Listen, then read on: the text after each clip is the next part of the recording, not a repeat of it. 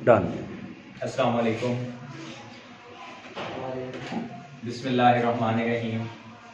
Chemistry class 10th chapter number 2 हम लोग पढ़ रहे हैं और लास्ट टाइम हम लोगों ने कैरेक्टरिस्टिक ऑफ साल्ट को डिस्कस किया था। तो आज हम डिस्कस करेंगे methods to prepare salts,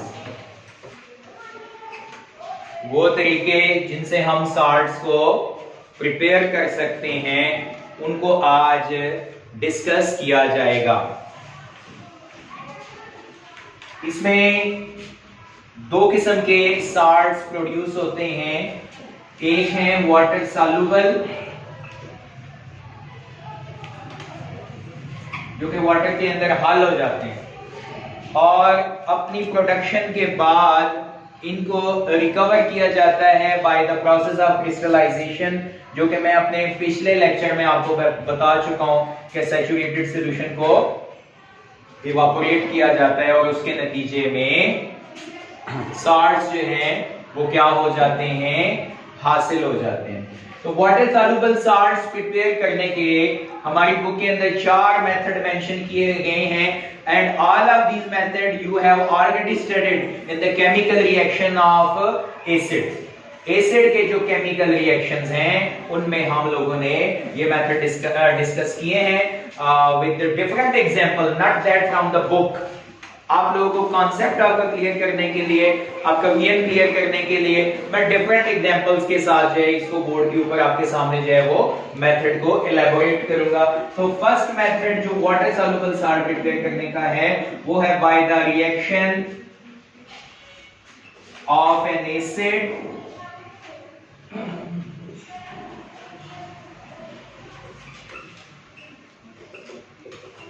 with a metal।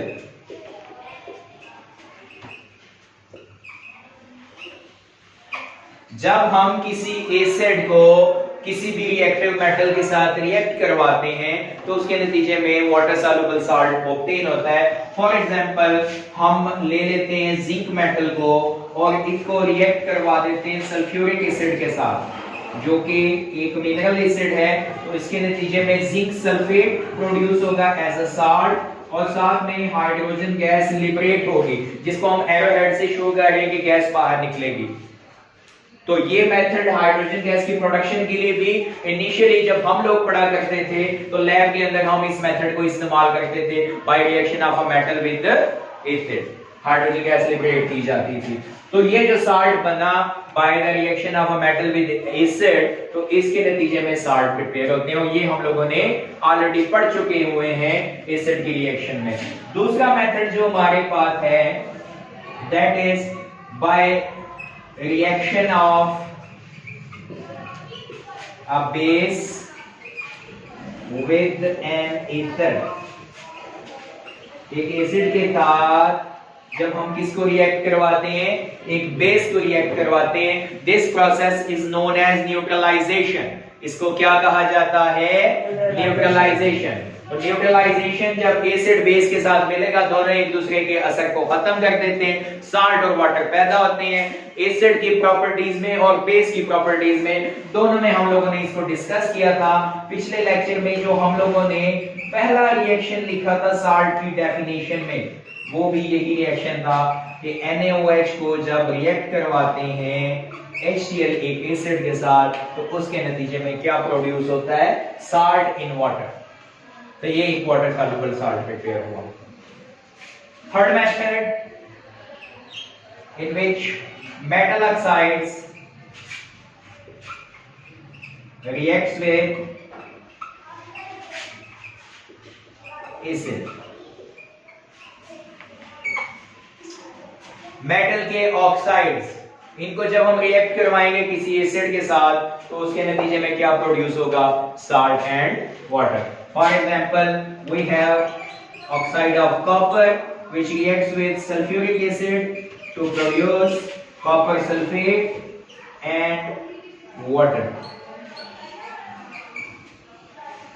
ये थर्ड मेथड है। अब हर मेथड में आप देख रहे हैं कि साथ में क्या प्रोड्यूस हो रहा है, water. That's why they are known as water soluble salts. Okay, last but not the least जो मेथड है वो है by reaction of carbonates with acids.